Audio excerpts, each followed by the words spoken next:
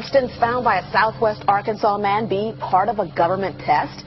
Well, that's the question at the heart of a phenomenon called chemtrails, now getting widespread attention. Well, they say the government is dumping chemicals on us to control or manipulate the weather. And they say the unusual-looking jet trails in the sky are actually chemical-laden chemtrails.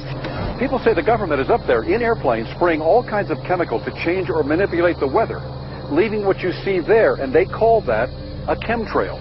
So what I look up there and I think are contrails, you're telling me are chemtrails? Yes, that a contrail would be dissipated by now. And it's interesting, Dale and Christina, this is of interest not just in this country, but European countries and, frankly, all over the world. A lot of folks interested in it. Well, Dave, you mentioned that climatologists and others who study the atmosphere believe that they'd be able to surely spot any kind of signs of an ominous plot. Our journey started in San Diego, California, where thousands of scientists, engineers, policymakers, and journalists gathered for the American Association for the Advancement of Science Conference. One of the topics was the artificial manipulation of the Earth's climate, also called geoengineering. During the meeting, scientists spoke about the plausibility of implementing geoengineering campaigns throughout the world under the guise of preventing global warming. One widely accepted theory was to block the sun by spraying something into the atmosphere. When they were asked about existing aerosol programs, they stated clearly that no such programs have ever been implemented. But strangely, these proposals sounded exactly like what people around the world are claiming is already happening. When I found out that the American Association for the Advancement of Science was going to be held down here and the main body of topics would be on geoengineering, I had to come. I had to be in on this. I had to hear what these top climate change scientists had to say. And that's the other question about chemtrails and whether geoengineering is being deployed right now without our knowledge. I don't have any personal insight into that, other than to say that I've worked in government at pretty high levels in the White House and at state government. I'm personally skeptical of that, but obviously you never know what you don't know. Chemtrails. On the internet, they are cited as proof of the government creating clouds to combat global warming. They claim the American government, with the secret approval of the national government, is covertly using jet aircraft to spray population centres with aluminium, with barium and with strontium so as to reduce people's immunity and reduce the global population. I'm always a little bit suspicious because the government doesn't seem that capable to do something on such a large scale. That is not rain, that is not snow. Believe it or not, military aircraft flying through the region is dropping chaff. Small bits of aluminum, sometimes it's made of plastic or even italicized paper products, but it's used as an anti-radar issue, and obviously they're up there practicing. Now, they won't confirm that, but I was in the Marine Corps for many years, and I'll tell you right now, that's what it is. And what happens here, military jets, some come out of Key West Air Force Base, and they move off into the atmosphere, and they drop mylar strips. Some could be a little wider, some are small glass fibers that are coated in aluminum. And what the Air Force does is they take their military jets and they dump these out of the aircraft, they fall into the atmosphere, and some take as much to a day to fall down. This is inevitably military or something going on. The government, the Air Force, you see this kind of a pattern like this, you can rest assured there's something going on. They're actually little bitty magnetic and little bitty strips of, whether it's aluminum. It's a nuisance to you and I to determine what's real and what's not, but it looks like it is a life-saving operation there from the military. The apparent motive behind this conspiracy theory is one world government. Order, I cannot hear. Mr. Speaker, I want to assure the House that both my ministry and my colleague, the Minister of Health, who have received correspondence on this issue, that this conspiracy theory does not have an iota of truth, and that the trails observed from aircraft simply come from jet engines. Question number 9 of order. And I think what an appalling example it is of the new Foreign Affairs spokesperson for the Labour Party that she's spreading conspiracy theories about the United States government. I think the House has heard sufficient. It is called geoengineering, fighting global warming by putting a chemical dust in the atmosphere and reflecting harmful radiation back into space. We take geoengineering to mean deliberate, large-scale intervention in the Earth's system. There are a variety of schemes that have been discussed for geoengineering. A classic example is injecting reflecting particles into Earth orbit. Nevertheless, there might be some good reasons to think about alumina. It turns out, first of all, there's been a lot of work on the environmental consequences of alumina in the stratosphere. The big deal really is that alumina has 4 times the volumetric rate of forcing for small particles as does sulfur. And that means you have 4 times less surface area for the same rate of forcing. And this is a much bigger deal. You'd have roughly 16 times less the coagulation rate, and that's the thing that really drives removal. So you could get away, we think, with much smaller mass levels. So that's why we see things like in the used aircraft patent from '89, they talk about aluminum. And that's why we're seeing in the surface water samples aluminum. And here's David Keith saying that aluminum has 4 times the reflective volume surface area. So they'd like us to think that we're talking about sulfur. But here they slipped up and let it out that aluminum is 4 times better to achieving their ends, and it sounds like it's going to be one they don't want us to know the effects of. The little picture is from a nanofabrication study, which shows you can make very high quality, and do this in just a jet in a very simple way, make high quality alumina particles just by spraying aluminum vapor out, which oxidizes. So it's certainly in principle possible to do that. There's a big literature that's already looked at that. And you could do that by either building new versions of these aircraft or even re-engineering existing aircraft. So there's some ideas about them. So you go to an engineering firm and you want this done. They don't say this is hard or unusual. They say, okay, yes, we could do it. Aerosol geoengineering looks like it is so cheap that the cost is basically not going to be an issue. That means that implementation decisions will be risk-to-risk decisions. The risk of doing it against the risk of not doing it. And it makes the problem of how we govern it fundamentally harder and different and novel. So I've told you that it's cheap to deliver materials to the stratosphere, and I'm convinced that's true. I don't think that will change. But I think the more we do research, the less easy this will look, the more complicated the environmental effects will look. And that's a good thing, because right now it looks too easy. So I think that if we do more research, we're likely to find out that it's harder and more complicated than we thought, and that the side effects are harder to manage. And that's a healthy outcome that will make it easier to do the management. Of course, the opposite reaction is possible. It's an empirical question, how people will actually react to knowledge about this. Another reaction is to say, if these crazy scientists are so concerned about putting CO2 in the atmosphere, they want to think about these things, then that might actually mean we should be more serious about the risks of CO2 in the atmosphere. And by the way, it's not really a moral hazard, it's more like free riding on our grandkids. And by the way, it's not really a moral hazard, it's more like free riding on our grandkids. Numerous air quality studies, including from CARB, California Air Quality Resource Board, have named submicron-sized particulates as being particularly harmful for human respiration. Through all the discussions today, I have not heard any mention of this fallout, and has this been studied, and also the effects of a highly reactive metal like aluminum on toxifying soils and waters?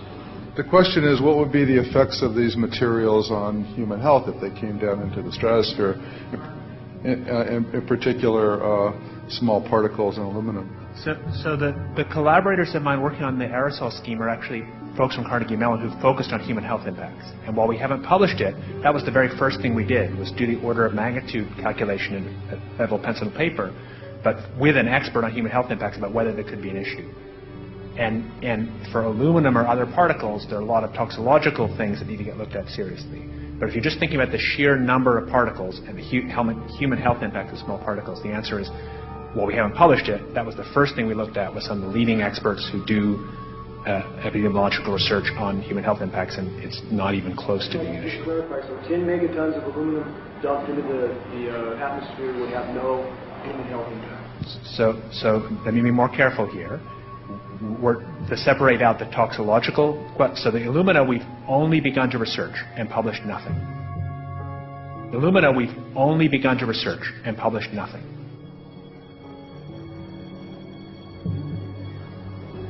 Dane looked at him and he said, so you're telling me that spraying 10 to 20 megatons of aluminum, as you said, would have no human health effects? He took a deep breath and he swallowed and he said, let me be more careful here. We haven't done anything serious on alumina, and so there could be something terrible that we'll find tomorrow. We haven't looked at it. And that, for me, that was the whole main point of what is going to be coming out to the public. It's the damaging effects of aluminum that are being found around the world in massive amounts. Here's David Keith confronted on this very issue, and he looked, you know, at that point like they just let the cat out of the bag. Mm-hmm. We haven't done anything serious on alumina, and so there could be something terrible that we'll find tomorrow we haven't looked at. They're proceeding because they have an agenda that's separate from trying to thwart this crisis of global warming. You know, there's obviously several other objectives, whether it's depopulation, control, weapons aspects, communications aspects, all kinds of things, you know, wild cards that we know nothing about. We don't really know, and I'm not going to attempt to speculate on exactly what the agendas are, but we can see clearly the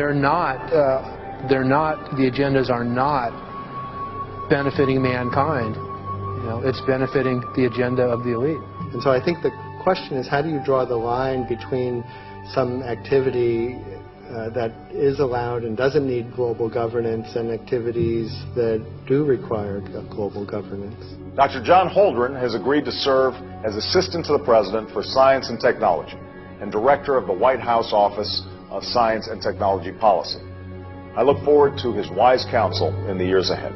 My personal opinion is that we have to keep geoengineering on the table. We have to look at it very carefully because we might get desperate enough to want to use it. So what would we do if in year 2040 or 2060 there's a severe climate crisis, say widespread famines or Greenland sliding suddenly into the ocean?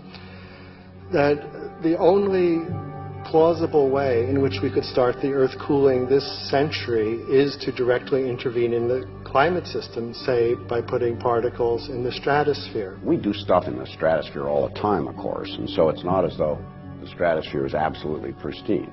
But you don't want to have people going off and doing things that involve large radiative forcings or go on for extended periods, or for that matter provide lots of reactive surfaces that could result in significant ozone destruction. You know, maybe I'm putting a particle into the atmosphere because I'm trying to make money, or maybe I'm putting a particle into the atmosphere because I'm engaging in scientific research and trying to understand cloud physics, or maybe I'm putting this particle into the atmosphere because I'm trying to make it rain locally to see the cloud and get more snow on our ski slopes. And this obviously raises all kinds of questions. It's hugely risky. It will likely negatively impact some people, but we might find ourselves in a situation where those risks seem worth taking. One of the things that really shocked me was in one of the breakouts they had the benefits of these programs and then the risks. Now the benefits, the one thing that was stated was the just cooling the planet. You know, some of the risks were ozone depletion, droughts in Africa and Asia. I got to tell you, I came away from this experience after listening to these scientists for 4 days of symposiums, really concerned, because it's clear now that they are justifying, rationalizing, and looking to legitimize some really, really horrible impacts, further impacts on our environment. And they're basically formulating the sales strategy and the implementation and oversight strategy and the funding strategy. After San Diego, I was shocked by the programs that had been proposed. I decided to write about it. That night when I finished, I sent the article to an online publication with my email address attached. When I woke up the next morning, my inbox was flooded with responses from around the world.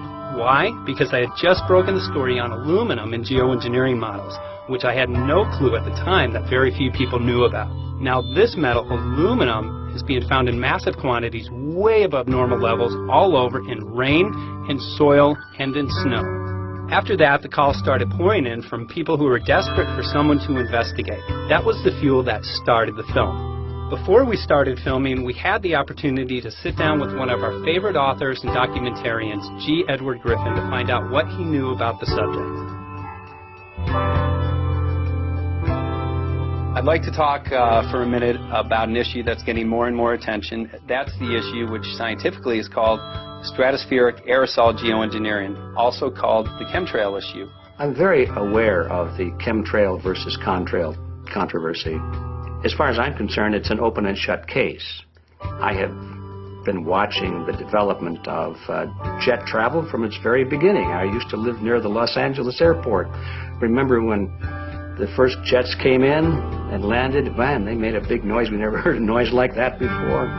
And we used to go down and sit at the end of the runway and watch these jets come in and take off because it was a novel experience. I've been watching jets all my life, and I know about jet contrails. I've watched them. They're vaporized moisture, ice crystals, and they get out there in the atmosphere, and then they effervesce and evaporate and then disappear, and you can see them. The plane moves along, and the little white trail follows right behind it, and usually about 10 or 20 lengths of the plane or thereabouts, and then it's gone. And you can still see them that way, by the way, once in a while. So there goes a contrail. These other things we're talking about are not at all the same phenomena at all. These planes go by, and they billow out this white smoke, and it covers the sky from horizon to horizon. It doesn't dissipate at all. And they crisscross each other. And you see this thing cover the sky and turn it milky, and then people start having trouble breathing, and then you hear stories about the aluminum and barium deposits that you're picking up and the residue. And you put it all together, and I don't see how anybody who's got their eyes open and their mind open can come to any other conclusion but that somebody is spending a lot of money and effort to spray the planet. The question is, why? I have my own theories, but I hope that there will be some good investigative reporters go out there and get us the answer. I know that whenever it's finally discovered, and it will be, the people who are doing it will undoubtedly say, oh, well, we did it for you folks. It's for the greater good of the greater number. It's for the society. It's probably to prevent global warming. Or maybe it's to inoculate people against some kind of a dreaded biological attack. We can't go around shooting everybody in the arm, but we can spray them and save their lives. You see how good we are? We're doing it for the benefit of society. I know they're going to, whatever it is, they're going to say it was for your good or mine. Think if we had the ability to steer hurricanes, and the hurricane was going to slam into New Orleans.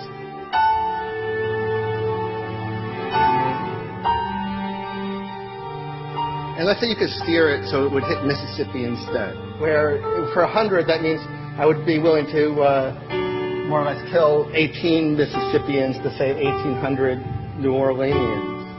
And if you do that knowingly, are you murdering those 100 people? And there's all kinds of equity issues there.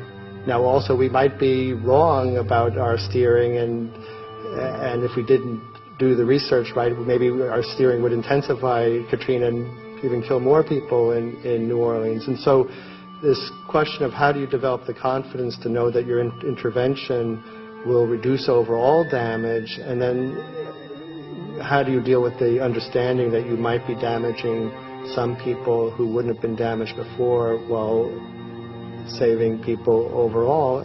The spraying appears to be mostly in NATO countries. I've seen it here in the United States, I've seen it in England, I've seen it in Scotland, I've seen it in Canada, and I've had reports from people who live in France. There's a grouping, there's a political grouping here of some sort. It's international in scope. It's not just an American phenomenon, it's international. And anybody that wants to investigate that, I think, has to take that fact into consideration. They're going to find a political grouping and a political motive here.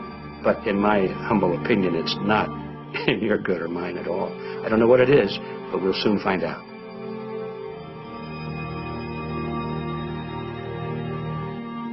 I'm sure that if you follow the old advice, which is follow the money, you'll come to the answer sooner or later.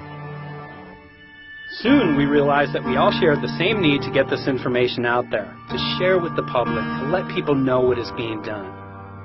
Ed felt so passionately about the issue, he offered to help us. Well, the main thing now, since it looks like the budget is going to be met, is Ted talked about. We don't come off the tree knowing any answers at all.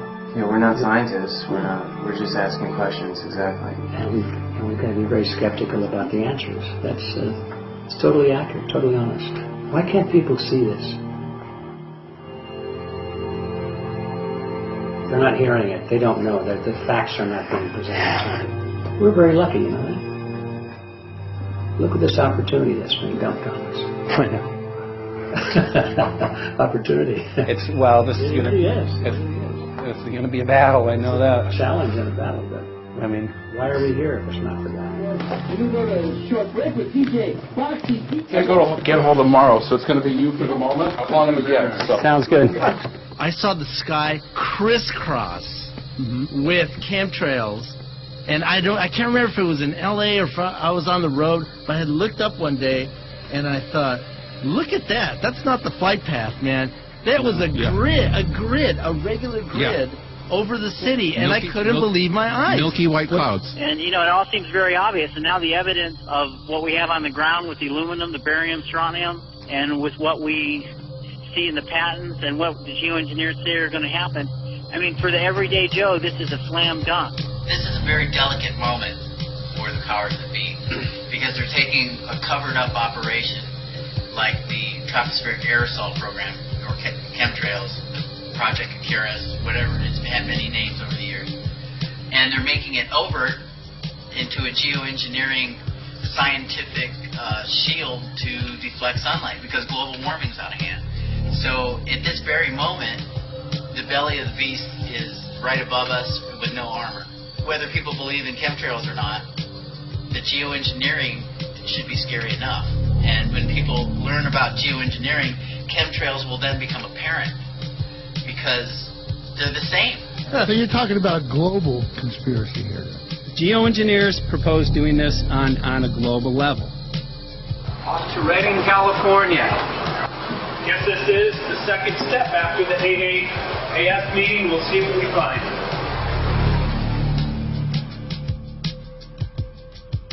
Right here in Northern California at Dana Wigginton's house. He owns over 2,000 acres overlooking Lake Shasta. He told me about some of the challenges that they're having up here. Let's go and talk to Dane. We'll see, you know, what's going on his property. We'll see what he's going through, and also what action he's taking based on the test results that he has.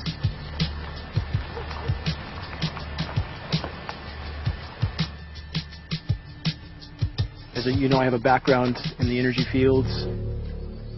I worked in the first solar plants in the continental U.S. in the early 80s. My home was on the cover of the world's largest renewable energy magazine, so this is my background. My goal has been to alert the public there is a mountain of toxic material falling on us, period. Before about 5 years ago, our skies were typically blue, and now you see it's covered with lines and haze, and virtually nothing you see on the horizon, nothing you see in the sky above us is a natural cloud. I mean, it is virtually all the remnants of these aircraft lines that you see fanning out, spreading into clouds, artificial clouds. But the sky is a very dirty look to it. There's not the white cloud blue sky that we had only a few years ago, but it looks like there's some sort of massive industrial activity or forest fires burning over there, and we see that typically every night. You see, even down to ground level, the clarity drops off significantly, and we don't see that except for the days when we have these long, lingering trails that spread and cover the whole sky, and on certain days you can see these trails actually dropping vertically like a veil. We assume the particulates are descending, and we have the test to prove that we are being inundated with levels of aluminum and particulates that are literally tens of thousands of times what would already be considered high. So we're not talking about exposure to a slight percentage higher of these toxic materials. We're talking about quantities, for example, off the side of Mount Shasta. If you can pan back, that's a landmark in Northern California, considered to be a pristine water source. Aluminum or snow sample off the side of Mount Shasta tested 61,000 parts per billion. This is just ordinary snow water, and people are drinking this stuff when they're hiking on the mountain. And remember, government action is required at 1,000. This is 61 times over the government limit, and our hikers are drinking this poisonous water on Mount Shasta Mountain itself. Barium, 83. Strontium, 383. So this summer, the people climbing are drinking poison. Basically. I certainly wouldn't want to drink 61,000 micrograms per liter of aluminum. And again, we've already seen in 5 years soil pHs in this area that have escalated 10 to 12 times, and we can prove that conclusively. Well, this is not speculation. We can prove conclusively that these metals have been in the rain. We have duplicate samples. Bachelor of Science in Forestry, International School of Forestry at Missoula. Master's in Zoology, specialized in aquatics. 35 years with the U.S. Forest Service as a wildlife biologist. And before that, several years with the USDA Soil Conservation Service as a soil conservationist. Also have run the botany programs, range and grazing programs. And I continue that today. Right now I do a lot of master gardener consultation work. When I started this garden back in about 2005 or so, the pH here was 5.5, 5.6. This is the old soil survey of the county. You can look at the page right here. This is my soil right here. It's a Dietz 125, 126 here at my house. And here, the soil reaction pH should be between 4.5 and 6.0. And over there in the pure mud, it's even a little darker. It's 6.8 right there. And what can this do to plant life and ecosystems? Well, you haul one of these things out and you start looking at the little things that are crawling around the soil. A lot of times they aren't there anymore. The little soil arthropods that you can barely see on a microscope, you can actually see movement with this. Little tiny macroscopic, look like little moving pieces of dust. Those start to go away. They're not gone entirely, but they start to go away. This is black oak acorns. You know, this is pieces of cedar wood. You know, come on, folks. This should be very acid, and I'm getting 10 times higher than expected. There's something really wrong here. You can see all those reports, lots of them. Have over 20 reports here. Well, at least 20. I'd say it'd be closer to 30. All revealing dangerous amounts of aluminum and barium. You know, the science is there that something funny is happening, and the naysayers say, well, so what? Isn't neutral good? Well, no, neutral's not good. Neutral is not good. If your soil is supposed to be 5.6, it should stay 5.6 if you want the forest to be healthy. And if you want to grow a good garden, you have to keep your pH around 6.0, 6.5. I think that we just need to wake up and just look at what's happening, because we can't just ignore it, because it's going to get worse and worse if we just keep ignoring it and pushing it away like, oh, that's nothing. There was mason jars, and they were brand new, sterilized, and that's what we catch the rain in. And then there was a HEPA filter that we tested the air with. Okay, so you caught rain and then you basically filtered air. What did you find? Aluminum and barium. Here's another test that's revealing 375,000 parts per million aluminum, barium at 3,090, and strontium at 345. Yeah, that's from a lined pond. With EPDM fish-safe pond liner. There is no chemicals, manufacturing materials at all in that pond liner that's available to the aquatic life. It's designed for that purpose. The well that feeds this pond has been tested and retested. ND, no detectable aluminum, 0. The only other place this pond can receive water is rainfall. We are located on a filtered, forested hilltop, miles and miles and miles away from any industry, highway, and so forth. After several heavy spray days, there was a film that we received formed on the surface of the water, and we tested that crust, and it was aluminum and barium. That after a year and a half's accumulation had 375,000 parts per billion of aluminum in it. It's literally toxic. We can say conclusively that what we see in the sky matches expressly what's outlined in numerous patents, and the materials on the ground match those patents. This material was not there 5 years ago. It is a recent phenomena in the quantities it's in. It has escalated in some cases 50,000% in 5 years in the case of aluminum. From our original baseline reading of 7 parts per billion, which was already high, it has escalated up to 50,000% in 5 years. And we've seen profound changes in that time. Dr. Leonard Time, PhD in chemistry, I cross-checked with him And he says the oxides of aluminum, barium, and strontium will drive your pH into the coastal, from an acid soil like this up into the neutral. There's no question about it. And that's exactly what you see happening. Wow. I have a doctorate in inorganic chemistry from Oregon State University, in which I was working with different metals and oxidation states, and then did a postdoctorate work at Brandeis, where I was working stabilizing off oxidation states of different metals. The goal is to sort of figure out how everything fits in the dynamic equilibrium of life. I was working with Francis up in Mount Shasta, and he showed me some rainwater analyses that had to do with levels of aluminum, strontium, and barium in the atmosphere. So I feel the major toxin in these chemtrails is the aluminum. And from the levels we were looking in at Mount Shasta, this is totally, totally unacceptable. When you get to metals and biological systems, you're no longer talking about the bulk aluminum that people think about when they're drinking from soda pop cans and that. So once it gets to the aluminum oxide stage, it just forms a plaque within your arteries and shuts down life. When you take elements that normally aren't out in the environment and you start putting them in the environment, it raises some serious red flags. Aluminum is a very specific, nasty in biological systems.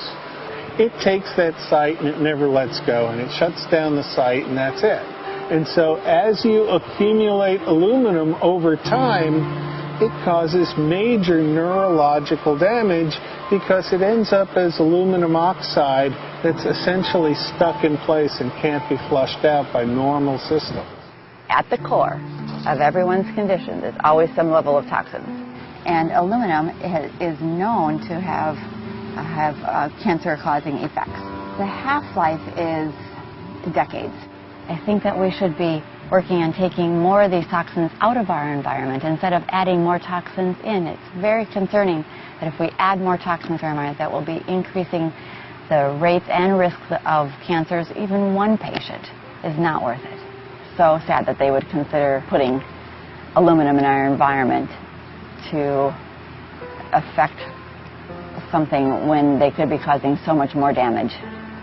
Wherever the material is coming from, it is there. The amount of metal falling on us cannot be disputed. Absolutely, this is not speculation.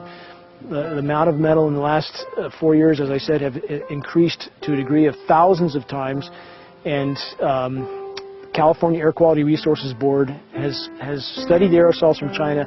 These metals are not amongst them. Mike, the reason I've chosen to focus so primarily on this issue is I feel all other issues are secondary. What could be a greater priority than not being able to walk out your door and take in a breath of air without sucking up heavy metals?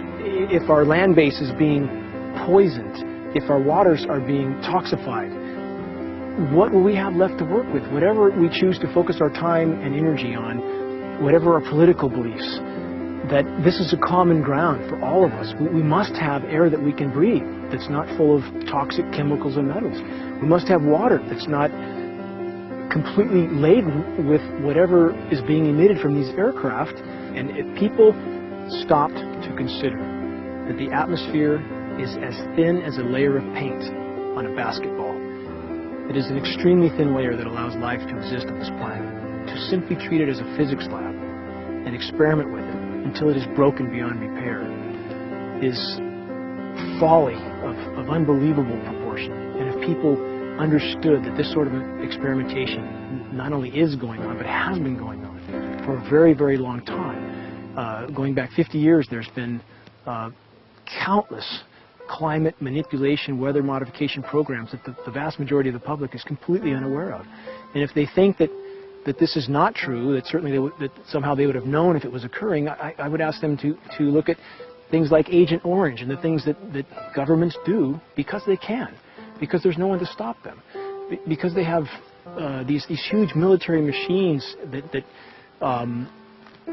want to control everything. And in fact, the government's own document, perhaps you may have seen, it's available to any online, is called Owning the Weather, an express goal of our government, and not just our government. He told the Associated Press that the American government has created weather tampering techniques so that the New World Order will be able to starve millions of Americans and control the rest. There is weather control techniques.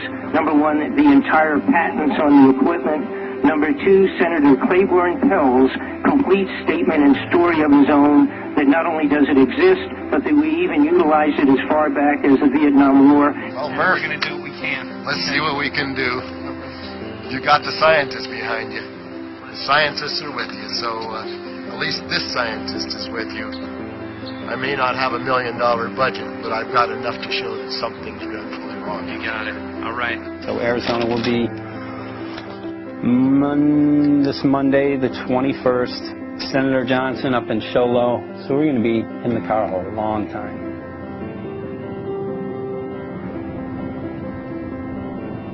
Well, it is such a pleasure to meet you. My place back here, I'm telling you, Michael. But you know what? We love it. It's so private and it's so quiet and peaceful. And please come in. My name is Karen Johnson. I served in the Arizona State Legislature for 12 years. I was in the House for 8 of those years and in the Senate for 4 of those years. When you see a plane fly overhead, there's a trail that leaves the end of that plane, and it goes from one horizon all the way to the other as the plane flies across, and it begins to filter out and cover more and more of the sky in kind of ripples. It widens out and fills the whole sky. I mean, how could anybody think that that was the case? And then to live and to be underneath that and know that whatever is in that is falling down upon you and upon your animals and upon the earth. And I mean, it's frightening to me. And if people don't start really waking up and facing the fact that we've got people that are doing terrible things to us, and we had better wake up and fight back now. I mean, I'm the mom of 11 kids. I've got 35 grandkids. I mean, I've got a stake in this. I care about what is going to be left for my children. I care about it, and I'm extremely worried about what is going to be left to them.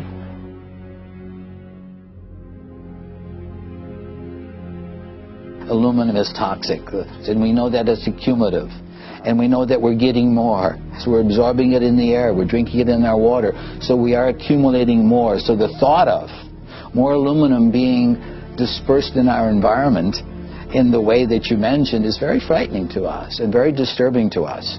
Those of us who have done any research on this are really quite concerned that we are ill-informed about this issue, and mostly that it's being done.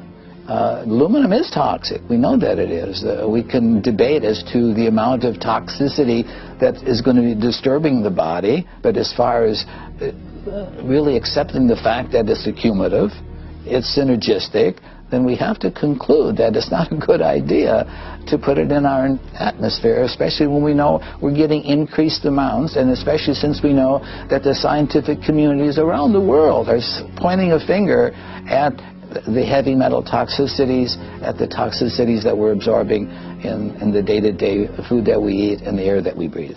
The concern is off the charts about why is this happening?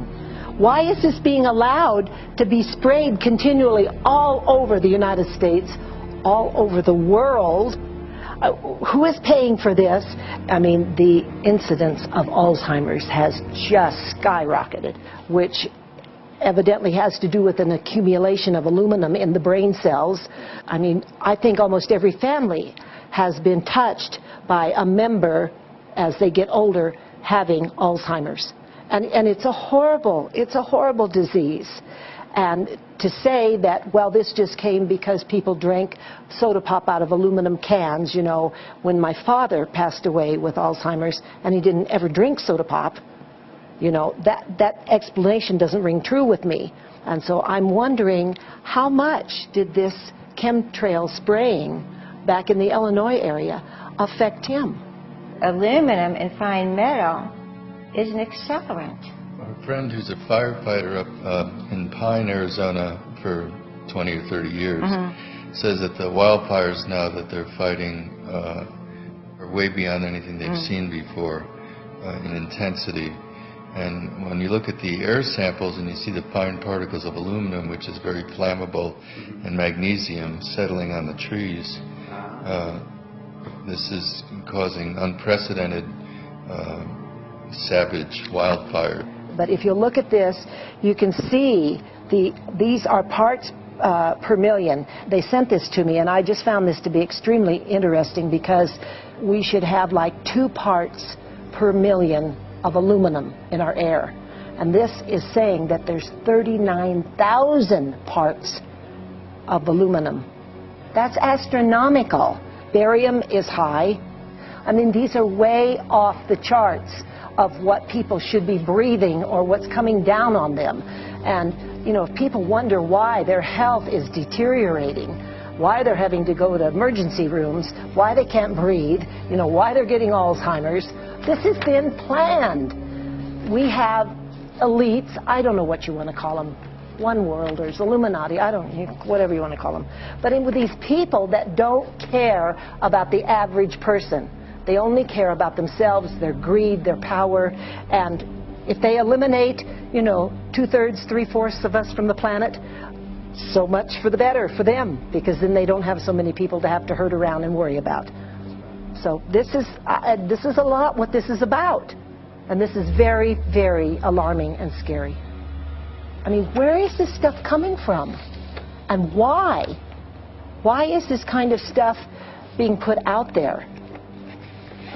You know, I've heard different explanations about, oh, we need to cool the planet, all this and that. But if people are up there trying to cool the planet, why do they need all this kind of stuff in it? The explanations just never have really rang very true. And as I'm setting up the equipment, she looked at me, she said, all these trees here are dying. And I said, what? She says, all these trees in here are dying. So I thought, well, I'm going to test for aluminum, because that's one of the key things in the programs that we're talking about, and titanium. And I took some of this bark sample and tested it, and it came back positive with aluminum and titanium. Then I started traveling around California, noticing the same thing. In Lake Tahoe, there was a lot of the same type of bark, all through Sacramento area and Davis. Just about everywhere I went, I was noticing this silver white bark. What I think is happening is these chemicals are getting down and destroying the roots. And then as they come up, they're going out into the bark. Those 2 right there are the ones that are just, it just hurts so bad to see these 2, because look how old and big they are. We probably lost 40 trees right here on our 10 acres. Every week, every other weekend, we'd see another tree that was beginning to die. And I mean, it's just so sad, we'd just cry. And to think that that might have something to do with it, along with their other explanations, would really, really frost me. Every time you lose a tree, you know, it's not good, it's just sad. And there's another one over here in this little group of trees here. Don't you feel better when you stand up and fight than if you crawl down in a little hole and go to sleep? You know, I mean, my gosh, people, your families are out there, children are out there, your grandchildren. I mean, you've got to do something to help.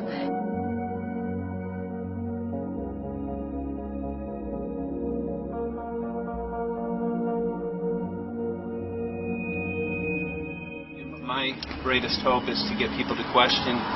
And, hey, if they don't wake up while we're there, I'm hoping to plant some seeds. We're going to the most beautiful place on the planet, Hawaii, to see what's going on, collect some data.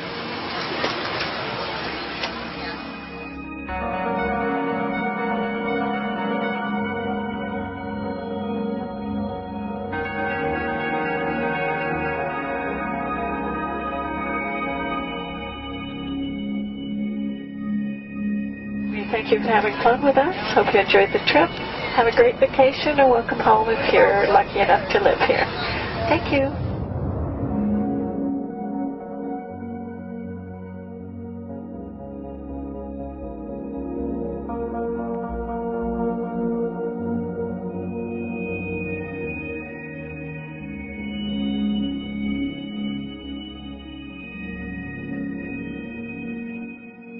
The whole valley's off the grid, so it's either solar, wind, or generators.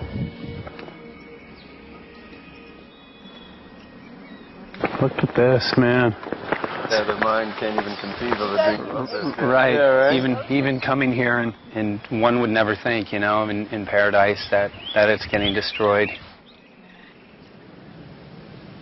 And they're doing it island style. They do it off the island, right? They do it off the island, so they don't, you know, you don't see the chemtrail airplane. The theory is that they're spraying offshore, and it's coming in on the. And it's coming in. Now these are coming from the west. They're also spraying on both sides today. A lot of this stuff is actually chemtrails coming this direction. There's material that's blocking. We should be able to see to the horizon, you know, where the Earth curves, because we're high enough and we have the ocean, right? So we should be able to see. We should be able to see the Big Island. It's only 30 miles away. And you can see it's not a blue sky behind it. That's the key. It's all, you know, has that kind of weird looking blue, like silver blue, I call it. And this is a nice day. You know, there's no more blue sky. The night we're going to look at the stars at night, and it's like you'll see. You can count them. There's so few stars at night now. There should be hundreds of thousands of stars, and I can count the stars. There's like one here and one planet here. It's like you might see some nights you'll see 100, some nights you'll see 10. This is what concerns me. This kind of stuff right here. It's just soft. Okay. This just comes right off, this bark. That's not natural. Where I've seen hundreds of thousands of coconuts and I've never seen it falling apart like that. Look at this, you guys. I've never seen anything like this. They used to trim trees all the time in the Big Island. I've never seen anything like that. That's why I'm concerned. Not an easy task that you have here on the island. I could see the skepticism because it is so far beyond anybody's reality. It's amazing. It's just amazing to try to look through somebody else's eyes. Like my eyes, I can see this so it's like night and day, and other people it's just the illusion is just so deep. What do you think would happen if everybody awakened to what was going on and what the plans were of geoengineers? I think they'd have a revolution in Hawaii if people really understood what was going on. What's your concern for? I know that you love the land here. What's your concern about the chemtrails? Well, that we won't be able to live here and grow our own food, and that our health is going to be compromised. You think it already has been? Yes. And the thing is that they're doing it every day here, every day. So it's hammering, micro doses every day. And then, of course, it's getting in the environment, and of course, it's weakening the plants. And it takes a couple years for this to actually weaken the plant. So we're asking for GMO taro. We're asking for GMO papaya because we can't grow our natural seeds. We can't be sustainable. We can't truly, you know, be here as God created us to be. So my friend convinced me to do a hair analysis on my daughter. So we went ahead and cut close to her scalp and got some really recently grown hair and sent it in. I was just sure that my daughter's hair was going to be so clean with the lifestyle that we live. And lo and behold, it came back and her levels were really high in aluminum. This is the chart here. This is the reference range, and this is where my daughter is, 23.1. Aluminum. The skies are covered with a white mist, and I look up at night anymore and I don't see the deep, dense stars that I used to, and I can't help but think this obviously has something to do with my daughter's health. I don't know where else these heavy metals are coming from. Yeah, I mean, look how old she is. Yeah. She's been isolated here. Here, and she's... here. Anybody looking at the situation would be like, this is paradise. This child should be like superhuman. Organic farm. And here you are getting all this heavy metal stuff. And she has highest level aluminum on the chart. Never had a vaccine either. Folks, these people are playing God. They are playing God. They're manipulating the weather and they're spraying stuff into the sky. They are trying to geoengineer everything, including your plants and trees and your ocean. Well, tonight, we're just hoping that instead of not looking at it, you start looking into it, because I really believe from the bottom of my heart that we are in a real crisis. I really do. They are proposing dumping 10 to 20 million tons of aluminum into the upper atmosphere. What does aluminum do? It changes the pH of soils, which is toxic to plant life. Also, it's very toxic to human health. Are they doing it? Well, let me tell you about my experience and what we found. We have much evidence that not only suggests, but I believe prove that they are happening. What's going on? And as I promised, we're joined right now by a very special guest, Michael J. Murphy, currently on location in Hawaii. He's working on a documentary film called What in the World Are They Spraying? Michael, welcome to the program. Great to speak with you today.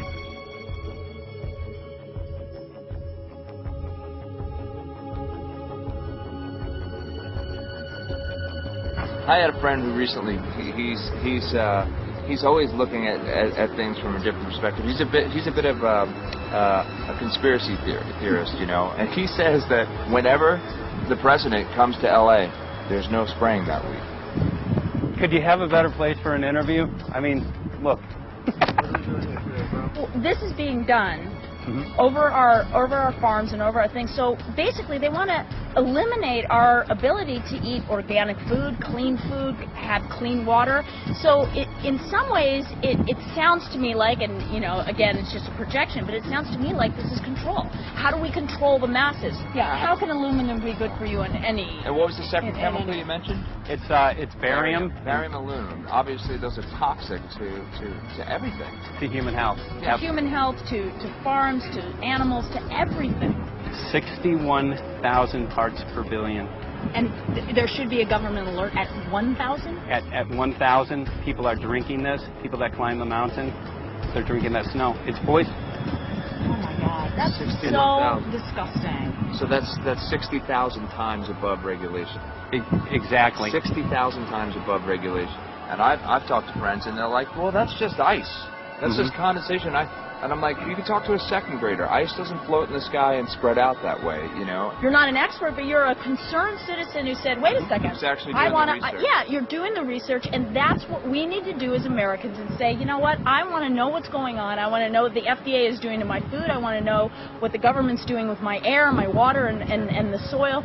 And, you know, it's just great what you're doing, and I just, my kudos to you for bringing light to this subject. Put all of the theories aside, just what geoengineers are proposing and what's being found is scary enough. So we can just address that. And I encourage more people to just step up and ask questions and do what he's doing. So thank you, Michael, very, very much. Aerosol spraying aluminum affects everywhere, and we have a beautiful tropical climate which I believe might be in jeopardy. So we wanted to not only come and bring the message of what people were finding around the world, but encourage people to test for the aluminum, strontium, barium. Essentially, I think it was an effective trip. I saw a lot of people here in Hawaii, in Maui, awake and not only curious but willing to look into this deeper, and that's my only hope. This is one of the boldest moves, I think, from Ed Griffin yet. This is the taboo topic that nobody's supposed to talk about, and that is aerosol spraying. Now, we've got tons of documented proof of errant aerosol spraying. It just blows my mind that the whole essence of humanity has always been to look up into the sky and ask why. Though there are no limitations, there's endless space, an endless universe. Now, in the 21st century, we're not allowed to do that.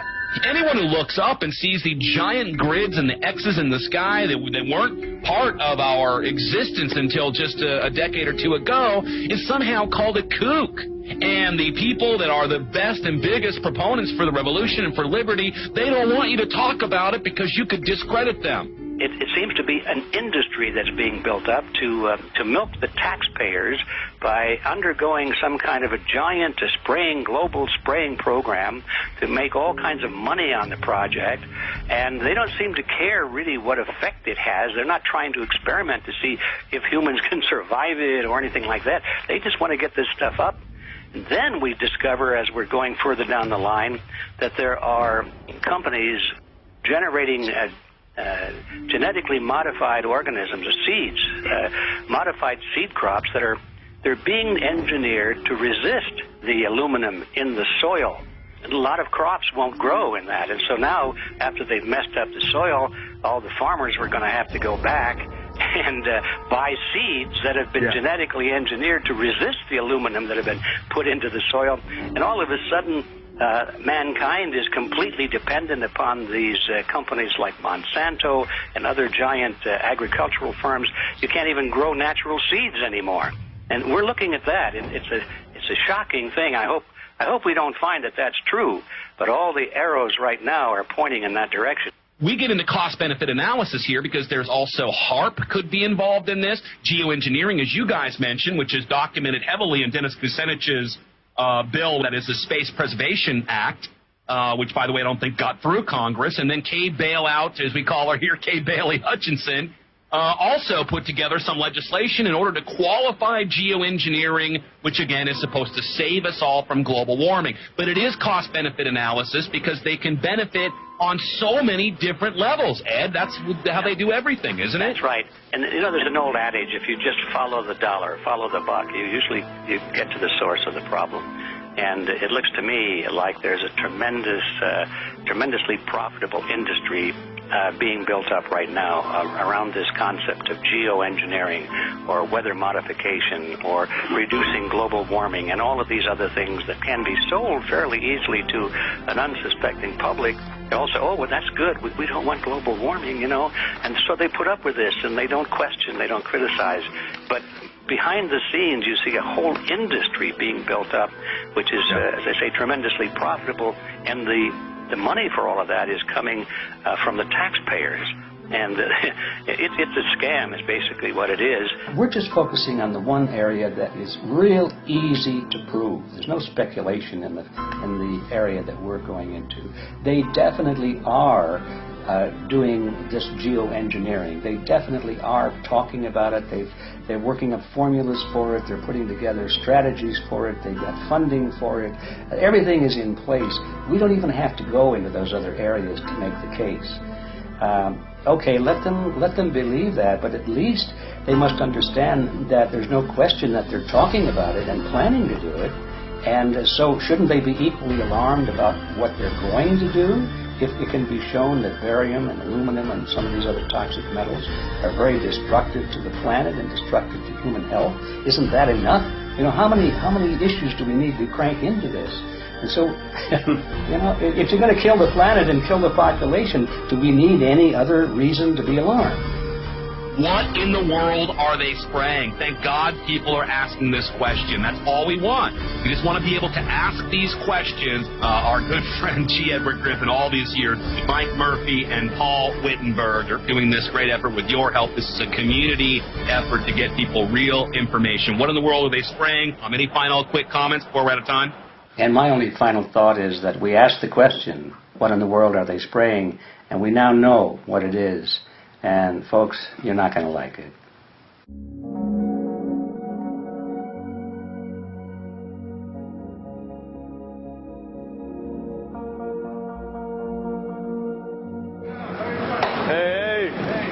I'm Peter Vreke. I'm from Belgium. I'm 54 years old. I can't believe it myself. I'm a very happy and grateful person. We are doing the job the police or the Justice Department or the Environmental Department should have been doing. And it's really essential that it's going to be a grassroots revolution. I think so. Because we are not fighting against, but for. Yes, we're fighting for. I was in the council for about 25 years and also a period as the mayor. So from that moment on, 10 years ago, everything started to change. I start to get a picture of what is really going on. And it became crystal clear to me that we, humankind, have been manipulated and dominated and exploited for centuries. So, and this chemtrail phenomenon made me angry because I was so helpless. You can decide what food you're going to eat, whether you're going to smoke, what water you're going to drink, what kind of life you're going to lead, but not with this phenomenon. Then you are just a victim. It's only a game. And there have to be good guys, and there have to be bad guys. And luckily, we are in the position to be able to play the role of the good guy who has the chance and the opportunity to overcome. 3 days that we shared with them, my heart just dropped because it was such a beautiful way to live and such a peaceful way to live. I left thinking, what's this going to be like in 10 years? Is everything going to be killed off on the property? And if it is, how are they going to get their food source? Are they going to have to take a class, you know, and get certified by company XYZ? And what are the requirements for that? And that really is the end of freedom. I'm concerned about that. I definitely, I really am. Yeah. I learned to say everything is now as it has to be now. And everything is going to be okay. It's going to be all right. It's going to be okay. Yes. I have this deep feeling that in the end we will prevail because we have the right on our side. The cosmos is helping us. And I have this strong feeling that we are being supported by entities and by forces we can't even imagine.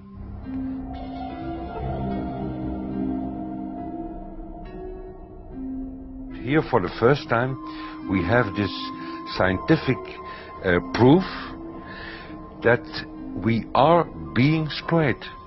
We are being spread, and it's incredible and it's hard to believe, but we are being spread. I think at this moment to stop is not an option. Once you know it and once you have a tool like this and an opportunity like this, that the issue of chemtrails or persistent jet contrails or whatever name you use for it, that this phenomenon is recognized as being real, publicly debated on.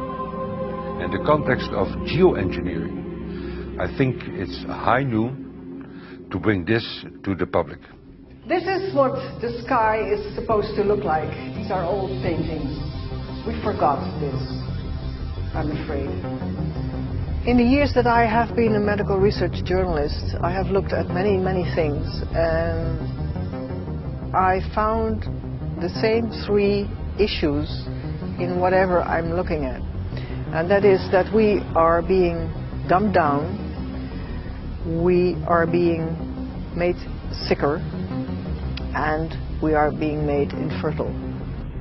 Citizens gathered from around the world in Belgium for the first International Chemtrail Symposium. The event attracted leading professionals, politicians, and activists who discussed the health, environmental, and social implications of these programs. Today it's only going to be about facts, documents, figures, patents, licenses, everything that brings us to the truth. We have no other weapon against this vast complex than exposing and bringing their dark works in the light of the truth. We have the hope that by our efforts, more and more people will become aware of the fact that we are deceived by our leaders. So today, we, as a family, join forces with the people who publicly made known to the world that chemtrails are not a conspiracy theory, but a conspiracy fact. From the Technische Universiteit Delft in the Netherlands. Ladies and gentlemen, please welcome Koen Vermeer.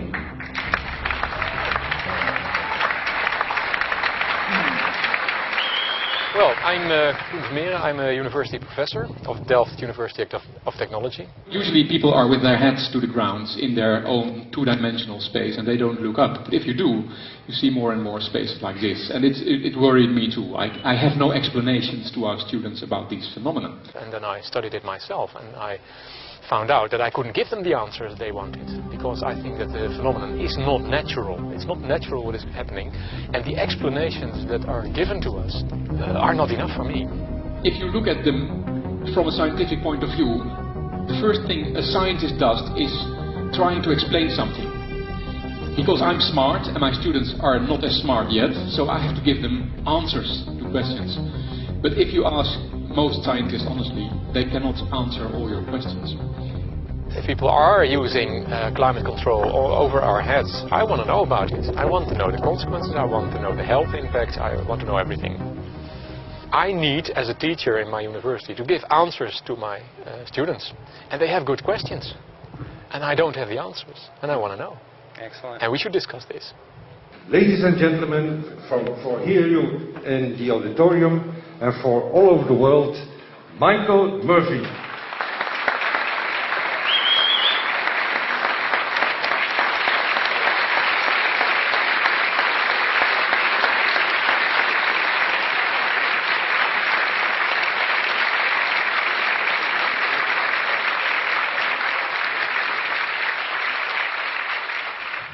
Well, thank you very much. It's definitely an honor to be here in Belgium. The people who are in power control everything. They control the markets, they control us, and now they're even controlling the weather.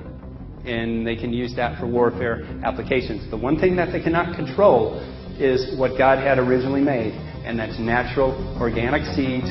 This is called the Hegelian dialect. It's called problem, reaction, solution. The problem here is massive amounts of aluminum, things starting to die. The solution is Company X that says, hey man, you're not getting yields on your crop. Everything's dying. But I got the solution. I got a seed that will grow in this environment. The only problem is now you have to start buying from me. We're a little concerned that maybe part of this agenda could be to kill off anything that's natural and organic and re-engineer it with aluminum-resistant GMO seeds. Many may know we just got back from a week of filming in Hawaii, and it was an incredible trip. A big concern for the people there is they're beginning to see softening of the coconut trees. But their concern is that these programs may again be part of a broader agenda to destroy anything that's natural and organic, so that the corporate redesigned GMO foods might be the only thing, only source of food for people. I didn't anticipate so many people, young and old, who are interested in this phenomenon and are concerned about it. And I especially liked the address that the young girl gave today. Only 17 and already making an address to the audience. That is, well, incredible. My name is Sofia Tsanidis. I am 17 years old. It is quite scary to know that the air we breathe is not what it's supposed to be. That the food we eat and the water we drink contain traces of those substances which are sprayed out over all of us as though we were being poisoned like insects. The feeling that this is causing me are a feeling of deep anger and rage. I don't want to be poisoned. I don't want to be infected with cancer. And I'm just so angry that this global poisoning can be going on such a massive scale, and not enough is being done to stop this crime. A clear answer to one question. Are we being sprayed? Have we been sprayed?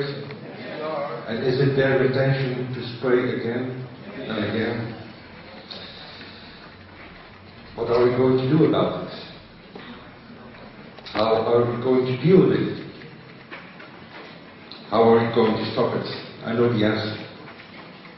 There is only one person who can stop it. And you know it. You are. You are the person, the one you have been waiting for. We are magnificent, beautiful, godlike, divine human beings. Ladies and gentlemen, sisters and brothers, in this auditorium and in the whole world, thank you so very much for being present with us. And for now, please enjoy this anthem.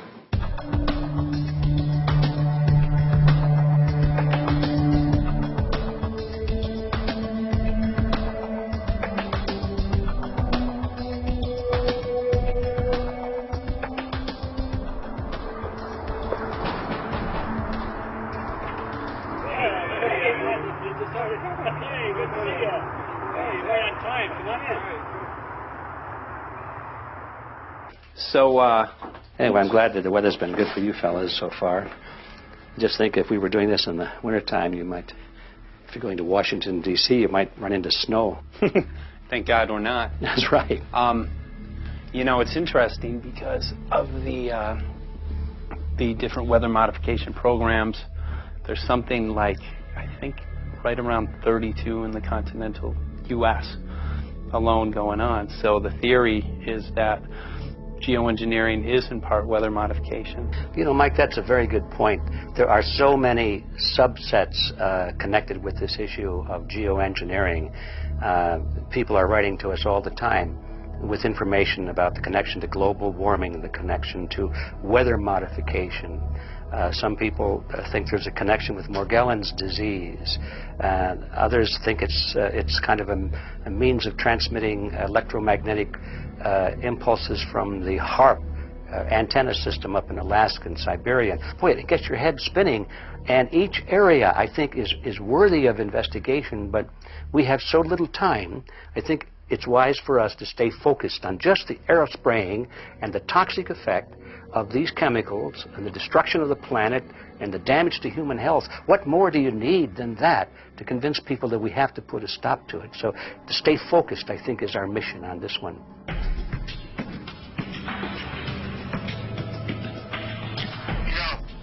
Jeremy, we had an idea. We know that you know the political system real well. Our idea was this. We have a ton of data and information that we've collected throughout our travels, and you know, we really think a good way to end the film would be addressing this to elected officials, some of the senators. So we were wondering this, if you might be able to come and kind of help us out and perhaps show us the way in how to get this done politically. But it sounds like a really good idea, and I'm also going to get to, in terms of researching who it is that we should really focus on talking to about this. At the very least, if we could make it impossible for them to claim that they don't know at this point, we can strip away their plausible deniability that they haven't heard of the data that points to geoengineering stratospheric aerosol operation already going on. And at the very least, it should be very interesting to go to District of Criminality and put some people on alert. Yeah, you have a lot of enemies in Washington. That's where all the power comes together and the money, you know. So there are people there, I'm sure, that just don't want us to do this job. But I'm glad you're going, and you'll find out.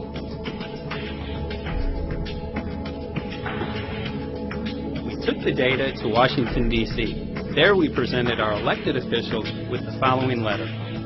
According to the 5th article of the Bill of Rights amending the Constitution for the United States of America, no person shall be deprived of life, liberty, or property without due process of law. But the daily spraying is depriving all persons living within the United States of life, health, liberty, and integrity of our common and private property without due process of law. As a representative of the people of the United States of America, we insist that you do everything in your power to protect us and immediately put a stop to geoengineering spraying at once. There exists no justification, legal or otherwise, to poison the planet and its inhabitants. Now suppose that space aliens arrived on, maybe they're going to land at the UN headquarters down the road here, or maybe they'll pick a smarter spot. But suppose they arrive and they give you a box, and the box has 2 knobs. One knob is the knob for controlling global temperature, maybe another knob is a knob for controlling CO2 concentrations. You might imagine that we would fight wars over that box, because we have no way to agree about where to set the knobs. We have no global governance, and different people will have different places they want it set. Solar engineering is like chemotherapy. No one wants it. But we all want the ability to do chemo and to understand its risks, should we find ourselves with dangerous cancer. How long does it last up there? The lifetimes are years. What, years? A couple of years. And then it what, precipitates out, or Yeah, that's correct. no toxic side effects that we know of? The thing we always wonder about is the unknown unknown. Yeah. So if you're thinking about, say, the acidification, it's clear that's not a problem. There's several studies that showed that. Right. But of course the concern here is with so little research, there may be some unknown that comes out of left field that bites us.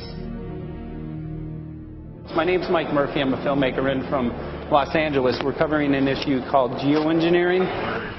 Okay, thanks guys. Senator, a quick question about the issue of geoengineering.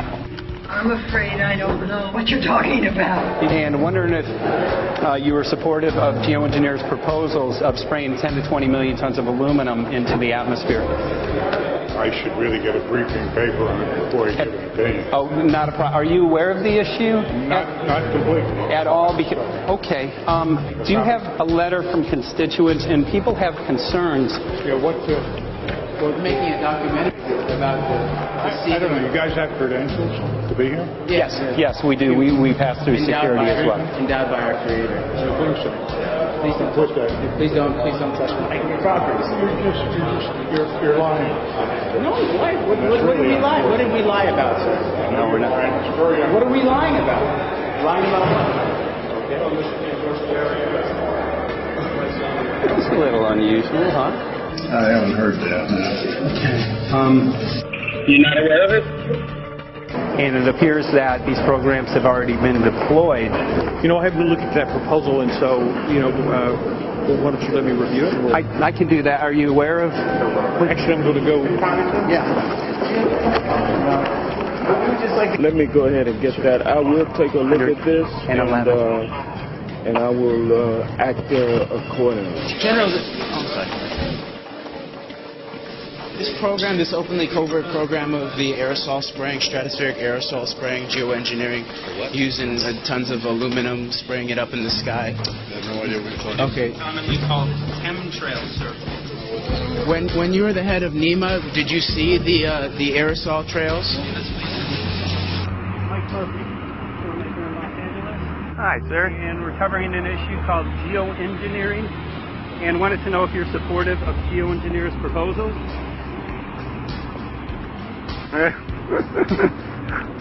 Congressman? Hey, Congressman. I'm wondering if you're supportive of geoengineers' proposals, which is dumping 10 to 20 million tons of aluminum into the atmosphere. Pardon? Okay. Can you make an appointment for my office? I'm not supportive. I haven't looked at it. So I don't.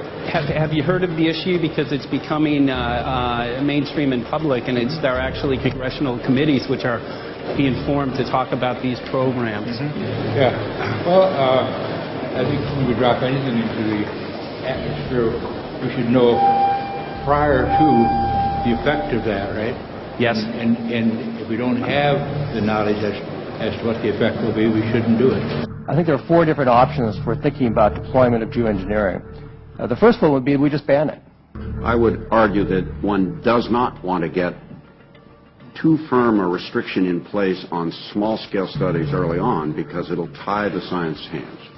I think what the science community ought to be trying to do is say, you do small-scale stuff inside this space, and it's a scientific question what that space ought to be. There shouldn't be a lot of oversight and restriction. Congressman? Excuse me. Hi, I'm Mike Murphy from Los Angeles, covering an issue called geoengineering. These guys are running from the geoengineering issue. I wonder why. I'd have to talk to my staff. I don't know what your details on that are. Have anyone made you aware of the issue, or? Sir? Congressman, your committee talked about geoengineering last November. Are you in support of those proposals? I'd love to give you a paper. Geoengineering? You know nothing about the geoengineering issue? Never heard of it. They call it geoengineering, but... yeah, I never heard of it. It's nothing I've ever heard anything about. When we looked up in the air today outside of DC, we saw this stuff going on. Quickly, have you heard of geoengineering? No. The proposal is to shoot 10 million tons of metals into the air. This committee, Science and Technology, covered it for the first time. No. No, I never heard of it. So we were very concerned. How you doing? I'm fine. So what? We spoke with Congresswoman Watson's office, and her press secretary, Ms. White, was familiar with Representative Kucinich's Space Preservation Act, which mentioned chemtrails and the weaponization of the atmosphere in space, and then it was pressured to be taken off the bill. Did you see the aerosol spraying going on today over the Capitol? Congressman? Geoengineering carries with it a tremendous range of uncertainties, ethical and political concerns, and the potential for catastrophic environmental side effects. He's not one to do interviews very often, not unless we usually really pressure him into it. Okay. So don't, all that is, don't hold your breath. As chairman of the Committee of Jurisdiction, I feel a responsibility to begin a public dialogue and develop a record on geoengineering. We want to know if you're supportive of their measures by spraying 10 to 20 million tons of aluminum into the atmosphere? No, I think we need to have more research. Okay. And about the issue of current deployment, there's literally a mountain of evidence that many people believe proves the deployment of these programs. Any knowledge of that? No, there's certainly not a mountain of evidence. But I do support research into geoengineering, and I also support looking into the international governance of that. Okay. I hope anybody that has studied it knows, at least I think, that it's a radical proposal, and I hope we don't have to use it, but there may come that point in time where we do. Now, if we could provide you with the evidence that suggests that these programs are and have been ongoing, would you be willing to address this publicly? We've had about 3 or 4 hearings on it. We have addressed it publicly. Well, not about the proposals, but about the current deployment of these programs. Citizens. I don't support the current deployment. I think we need to have more research, and they have consequences that go beyond one nation. And so I think that there needs to be governance to that. Governance is not simply an issue of deployment, but governance before deployment in terms particularly of large-scale scientific fieldwork. I concede that on this subject and in general, it's not popular to talk about global rules. And when these people started talking about the need for UN Security Council oversight, a supranational environmental security enforcement with a strong mandate by the UN, it really was clear that they're looking for a global power behind the manipulation of the environment. But I do think it needs to be sort of an international kind of treaty that does tie and bind all nations into a common fate. It is a common fate. And unfortunately, it's not just big governments that could do this. It is small governments. It is billionaires probably could figure, I'm going to save the world all by myself, and I won't bother to mention it.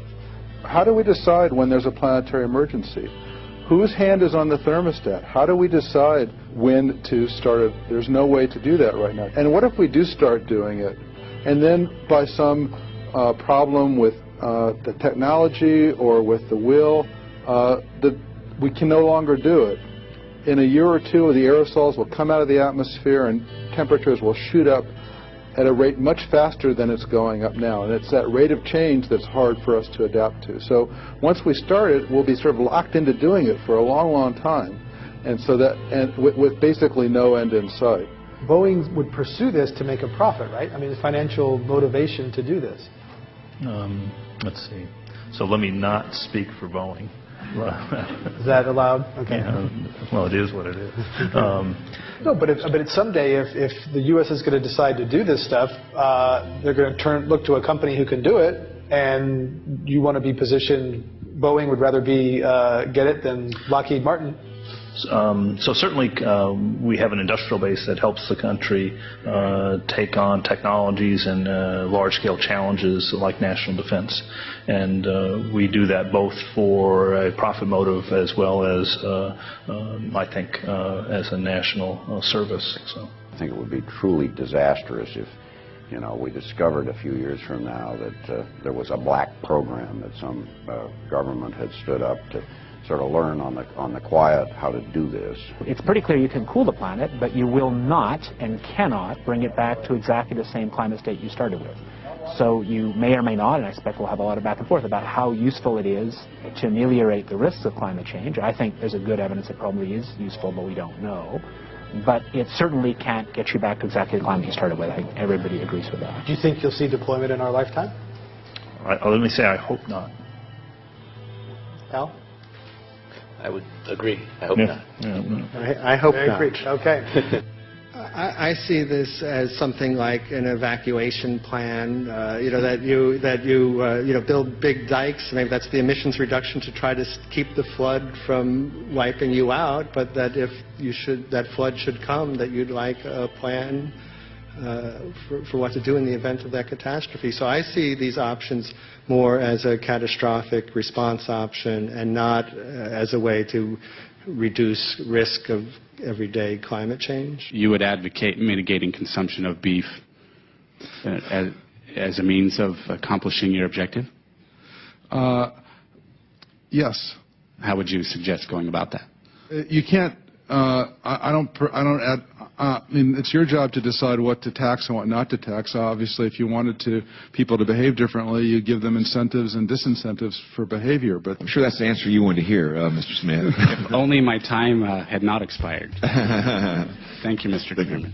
Because there's literally aluminum and barium contamination found around the world, believed to be from these programs. Like, look, today over the Capitol looks like they're deploying some type of aerosol. Did you see it? No, I didn't, but you see. In a James Bond scenario, some rogue rich guy puts some airplanes in the air and sees the clouds. What is to prevent that? Okay, are you aware of the issue? You do it through the... Are you in support of those proposals? What is your take? I don't know anything about it. I have to get more information. I've got a chair here again. Okay, we'll give you a letter on that. Yeah, this is a letter from constituents. Okay, great. Excellent. And many people believe that these programs have already been deployed because mass contamination has been found. Geoengineering programs, stratospheric. Got it. Yeah. Spraying from airplanes. Okay. So what is happening, people from around the world are finding contamination. Let me take care of this and I'll talk to you when I come back. I'll be back here. Thank you very much. We see that even though we might make the average temperature of the planet about right, the rainfall patterns change some from today. And some places become warmer and some places become cooler. So there are going to be winners and losers in this geoengineering activity if we were to do it.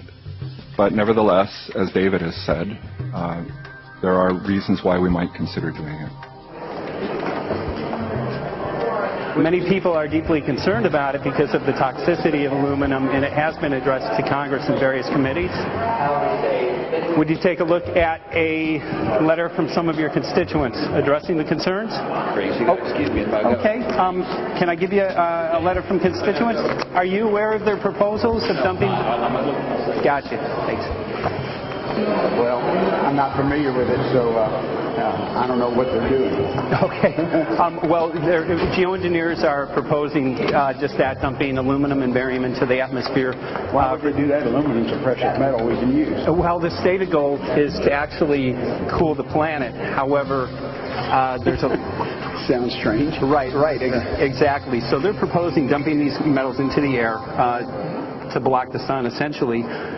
We're here to find out what members of Congress are. I hope we have a strong hearing on that before we decide to do. I would hope so. And there's plenty of evidence that not only suggests that these programs have been deployed, because we're finding contamination of aluminum and barium on the rain, snow, and soil. Okay, thank you. Thank you. LA County has seen a 200% increase of Alzheimer's over the last decade. Tons of ground and water samples showing high levels of aluminum all around our state. Why don't you give me all the information you have I have some very good people I will assign it to. And if you get it to Mr. Lavelle, He's got my card, and send me an email, and Sounds great. We'll be in touch. We are investigating this, and there's literally a mountain of evidence that suggests that these programs are move that mountain over to us. You got it. Take a look at it. And look up, looking up into the sky, and you'll see some of it. Oh, okay. You will. You can see the aerosols being sprayed out of airplanes quite a bit. So thank you. Yeah, the future of humanity is definitely dependent on it, so we're counting on people like yourself to take some proactive steps. So thank you very much, guys. You're very welcome. Appreciate it. Thank you. Right.